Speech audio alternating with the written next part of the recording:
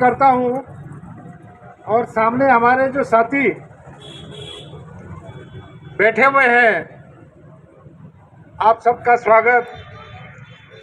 क्रांतिकारी जय भीम, जय मूल्यवासी साथियों।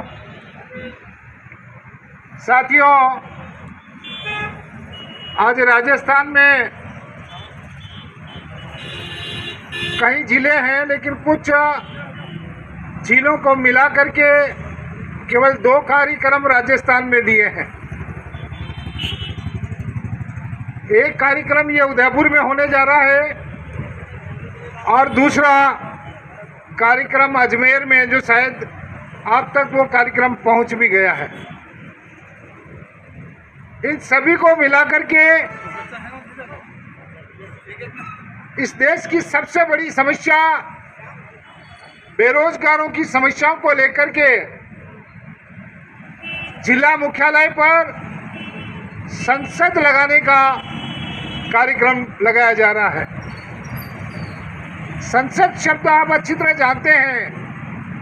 जो देश के जो चुनिंदा लोग हैं, जिसको हम पार्लियामेंट और एमपी कहते हैं, मेंबर ऑफ पार्लियामेंट, वो लोग संसद में पहुंचते हैं और देश के विकास के बारे में चर्चा करते हैं। आजकल ये देखने में आ रहा है, देश का तो विकास कम हो रहा है, लेकिन मंदिरों का विकास ज़्यादा हो रहा है, धर्म का प्रचार ज़्यादा हो रहा है। इन्हीं कारणों की वजह से हमारा पढ़ा लिखा नौजवान, जैसे हमारे पूर्व वक्ताओं ने कहा कि कम से कम प्रतिदिन 30 और 35 बेरोजगार युवा प्रतिदिन आत्महत्या कर रहा है। जो सांसद चुन करके जाते हैं, वो बेरोजगारी पर कोई चर्चा नहीं करते। और आप देख रहे होंगे, रोज कोई न कोई नया फंडा जो है इस देश में तरह तरह के रूप में लागू किया जा रहा है। सबसे पहले तो मैं इस देश के अंदर जो हमारा प्रतिनिधित्व है, बाबा साहब अम्बेडकर ने जो संविधान में प्रतिनिधित्व दिया गया है, इस प्रतिनिधित्व का कुछ आंकड़े मैं आपके सामने पेश करना चाहूँगा, तो आपको पता लगेगा कि वास्तव में इस देश के अंदर हमारा प्रतिनिधित्व कितना है। और वो प्रतिनिधित्व शासन और प्रशासन की बात कर रहा हूँ। शासन और प्रशासन में अब आप देखेंगे कि एससी को 15% आरक्षण मिला हुआ है। ये गवर्नमेंट के आंकड़े हैं, मेरे नहीं है। मैं अपनी मर्जी से नहीं बना के लाया। 15% में मात्र 11.9% अनुसूचित जाति का प्रतिनिधित्व है। एसटी को 7.5%, 7.5 है। उसमें से केवल मात्र 4.3% इस प्रशासन के अंदर हमारी हिस्सेदारी है।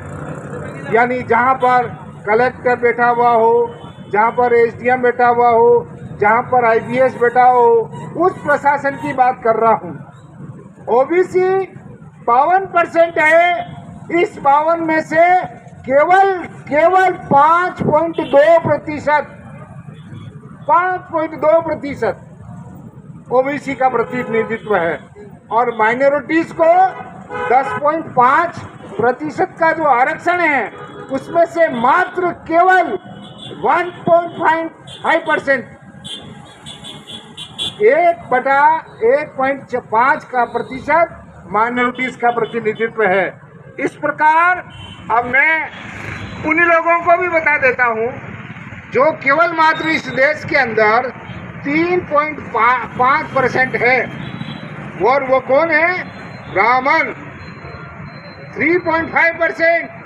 और उनका शासन प्रशासन में प्रतिनिधित्व कितना है? 79%। मतलब एक भी बेरोजगार नहीं है। पैदा होते ही उसको नौकरी पक्की है, चाहे वो पढ़ा लिखा हो या नहीं हो। अब आप देख लो 3.5 में 79% अगर आरक्षण उनको मिलता है तो कौन बेरोजगार रहेगा। आज यहाँ आप देख रहे होंगे कि बेरोजगारों की तो संख्या ही नहीं है। यही सोच रहे हो ना, हम बेरोजगारों की संसद लगा रहे हैं, बेरोजगारों की भीड़ इकट्ठी नहीं कर रहे हैं। हम इस पर चर्चा कर रहे हैं कि संसद क्या कर रहे हैं, संसद में क्या हो रहा है। हमारे सिंघानिया साहब ने अभी मोतीलाल जी सिंघानिया साहब ने एक बात कही थी और उसी बात के अनुरूप मैं केंद्र सरकार के अंदर जो एक विषय लिखा गया है कि बढ़ती बेरोजगारी के लिए वर्तमान केंद्र की सरकार, उनकी नीतियों की कितनी जिम्मेदारी है। मैं केवल मात्र आपको पिछले 5 साल के आंकड़े देना चाहता हूं। आप देखिएगा, ये मेरे नहीं है, मैं भारत सरकार के गजट में से आंकड़े लेके आया हूं। इस 5 साल के अंदर सिविल सर्विसेज के अंदर केवल मात्र 27.37% नियुक्तियां हुई है। 27.37%, जबकि रिजर्वेशन हमारा कितना है 49.50। 49.50 इस 5 साल के अंदर आईएएस, आईपीएस और फॉरेस्ट डिपार्टमेंट के अंदर 4,365 नियुक्तियां हुई है। इसमें 334 एसी के, 166 एसटी के और 695 ओबीसी के। इस देश के अंदर 3/4 आबादी यानी 75% आबादी एसटी, एससी, ओबीसी और माइनॉरिटीज की है। उसके बावजूद भी ये आंकड़े आपको ये दर्शाते हैं, अखबारों में पढ़ा होगा। मैं अभी तक के जो बताना चाहूँगा कि हमारे देश के अंदर रोजगार देने के लिए सरकार को कोई न कोई संसाधन जुटाना पड़ता है। कल कारखानों का निर्माण करना पड़ता है, कंपनियां खोलनी पड़ती है, तब जाकर के हमारे लोगों को रोजगार दिया जाता है। मैं अब आपके सामने वो आंकड़े देना चाह रहा हूँ।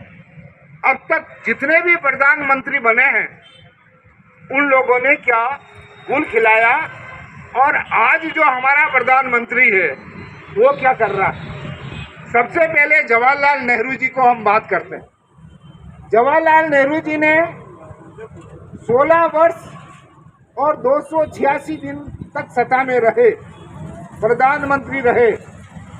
16 वर्ष 286 दिन, इसमें 33 सरकारी कंपनियों का निर्माण किया। 33 सरकारी कंपनियों का निर्माण हुआ।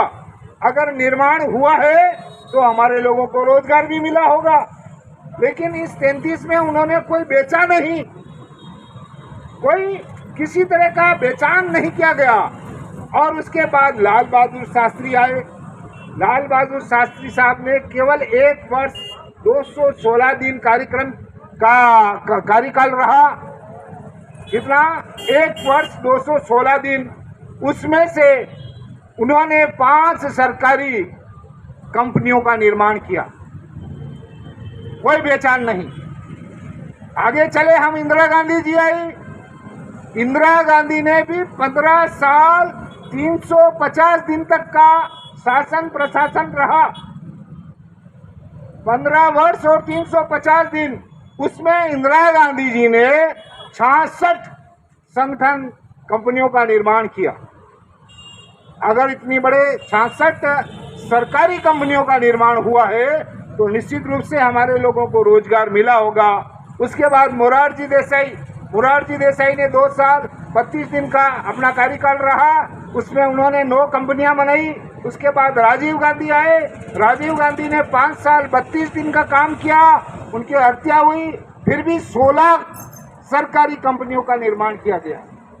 उसके बाद विश्वनाथ प्रताप सिंह, केवल 343 दिन उन्होंने राज किया और 2 सरकारी कंपनियों का निर्माण किया है। पीवी नरसिम्हा राव 4 साल 330 दिन तक काम किया और उन्होंने 14 सरकारी कंपनियों का गठन किया। उसके बाद मैं बताना चाहता हूं एच डी देवगौड़ा और इंद्र कुमार गुजराल, इन्होंने केवल मात्र 1 वर्ष 290 दिन का कार्यकाल में 3 सरकारी कंपनियों का गठन किया था, निर्माण किया था। उसके बाद अटल बिहारी जी वाजपेयी, जिन्होंने बहुत सारा, वाजपेयी साहब ने जो है 6 साल और 80 दिन तक वो प्रधानमंत्री रहे। इस प्रधानमंत्री कार्यकाल में उन्होंने 17 सरकारी कंपनियां तो बनाई, लेकिन उसमें 7 को बेच दिया गया। अब ये बेचने का कार्यक्रम यहां से शुरू होता है। ये आंकड़े मेरी मर्जी से नहीं दे रहा हूं, भारत सरकार के गजट से लेके आया हूं मैं, गजट से। और इसमें लिखा है अटल बिहारी वाजपेयी ने 17 कंपनियां बेचान की गई है, और शायद उसमें उसी के कारण हिंदुस्तान जिंक भारत सरकार का उपक्रम बेचा, जिसमें आज मैं भी दुखी हूं। लक्ष्मी विलास देखा बेचा गया, ये भी उन्हीं की देन है। यह हमारे जितने भी हिंदुस्तान का जितना भी हिंदुस्तान जिंक लिमिटेड की बात कर रहा हूं, इसका विनिवेश इसी महापुरुष ने किया था, अटल बिहारी वाजपेयी ने। अब आप आगे आए मनमोहन सिंह जी, इसके बाद प्रधानमंत्री बनते हैं। इन्होंने 23 सरकारी कंपनियां बनाई, और 3 सरकारी कंपनियां इन्होंने भी बेचने का कार्यक्रम किया, और इनका कार्यकाल 10 वर्ष और 2 दिन का रहा। अब आते हैं हमारे बहुत महान पुरुष, जो नरेंद्र मोदी साहब हमारे देश में आते हैं, और देश में आकर के, ये मैं आपको 2020 के आंकड़े दे रहा हूं, मुझे गजट में 2020 में मिले, अभी 23 चल रहा है, 3 साल पहले के मामले हैं। उस वक्त इन्होंने 6 साल 2 दिन का कार्यकाल था, और ये पधारे, इन्होंने एक भी कंपनी का गठन नहीं किया, कंपनी का निर्माण नहीं किया। मोरारजी भाई ने एक भी कंपनी, और जो मनमोहन सिंह ने जो 23 कंपनियां बनाई, वो 23 की 23 ही बेच डाली। ये मैं आपको हकीकत बता रहा हूं, ये आंकड़े मेरी मर्जी से नहीं दे रहा हूं। आप ढूंढ लेना भारत सरकार के गजट में, और आप देखिएगा 23 के 23 कंपनियां बेच दी गई, और आज हाहाकार मच रहा। अब आप बताइएगा, जब शिक्षा का प्राइवेटाइजेशन कर दिया, तो भाई शिक्षा मंत्री क्यों मना रहे हो? बंद करो इसको भी। रेल का प्राइवेटाइजेशन करा रहे हो, तो रेल मंत्री क्यों मना रहे हो? इसको भी खत्म कर दो। और ये हवाई जहाजों का जो हवाई अड्डे जितने भी है तमाम, इसको बेच रहे हो, तो वो उड़ियन मंत्री बनाने की कहाँ आवश्यकता है? क्यों बनाया जा रहा है? ये सारी बातें जो है, आपको BSNL को आपने प्राइवेट कर दिया, तो फिर सूचना मंत्री बनाने की क्यों आवश्यकता है? बैंक रिजर्वेशन, जो बैंक जितने भी बैंकें थे उनको प्राइवेटाइजेशन कर रहे हैं, तो रिजर्व बैंक की आवश्यकता क्यों है? उसको भी बंद करो। और सबसे बड़ी बात जो है, खदानें और फैक्ट्रियां, उसको आप जब बेच रहे हो, तो भारत सरकार में खान मंत्री की कहाँ जरूरत है? उसको भी बंद करो। और आप कहते हो कि हम आत्मनिर्भर बना रहे हो, तो माननीय प्रधानमंत्री जी, अगर आप आत्मनिर्भर बना रहे हो, तो आत्मनिर्भर बन करके आप भी घर बैठ जाओ। प्रधानमंत्री बनने की कहाँ आवश्यकता है? घर बैठ जाओ, कोई जरूरत नहीं है। मैं आपको हकीकत कह रहा हूं, ये 2 इंजन की सरकार है, 2 इंजन की सरकार है, और 4 लोगों का व्यापार है। हकीकत कह रहा हूं, 2 इंजन की सरकार है और 4 लोगों का व्यापार है। 2 बेचता है, 2 खरीदता है।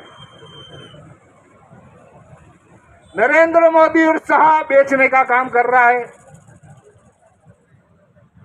और अंबानी और अडानी खरीदने का काम कर रहा है। चारों मिलकर ये व्यापार कर रहे हैं। देश को चलाने की आवश्यकता नहीं है।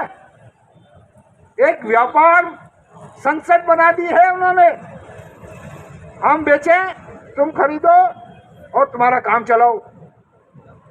पैसा इकट्ठा होगा, 2024 में हम खरीदेंगे, 2024 में हम ईवीएम मशीन का निर्माण ऐसा करेंगे, आप कहीं पे भी वोट डालो सीधा हमारों को मिलेगा।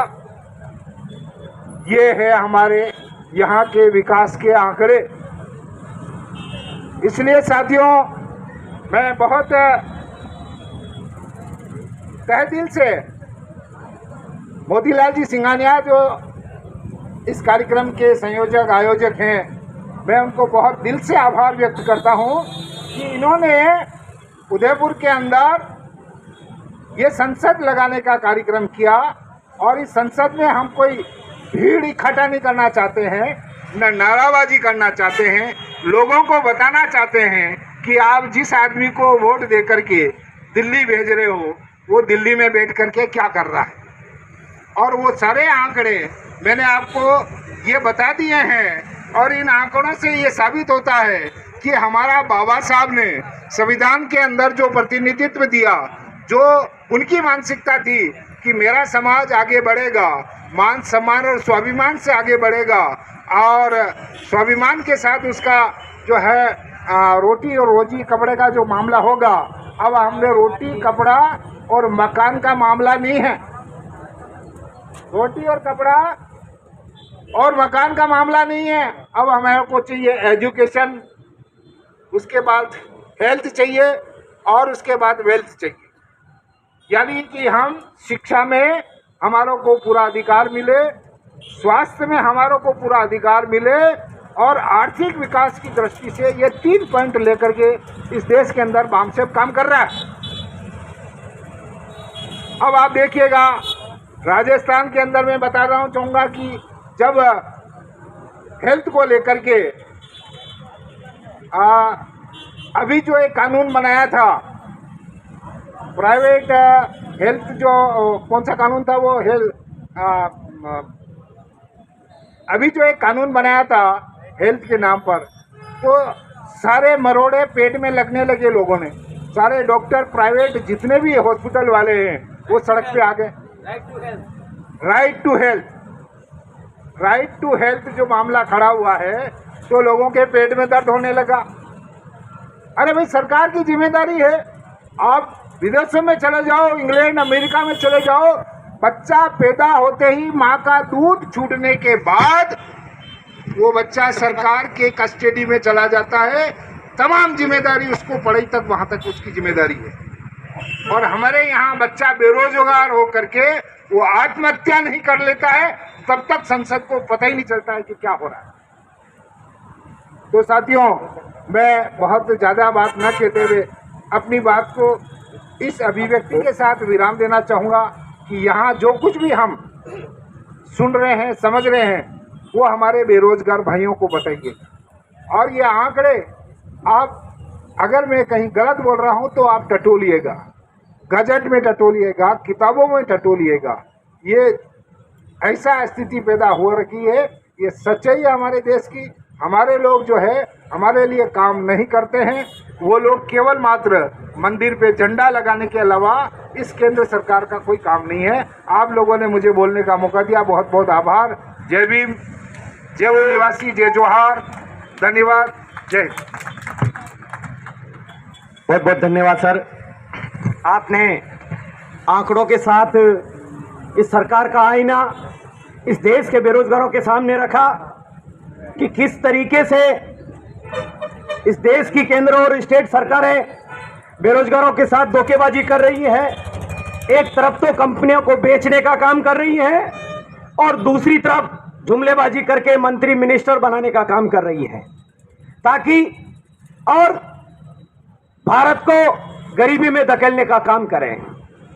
साथियों, ये बेरोजगारों की संसद का जो पूरा आंदोलन पूरे देश भर में चल रहा है, इसी के तहत यहां से लाइव कार्यक्रम भी चल रहा है। आपकी बात पूरे देश भर के लोग सुन रहे हैं और देख रहे हैं कि आज भारत के युवा जो कि बेरोजगार हैं और बेरोजगार स्टेट और केंद्र सरकार से सवाल करना चाहते हैं कि आप हमारे भविष्य के साथ खिलवाड़ क्यों कर रहे हैं।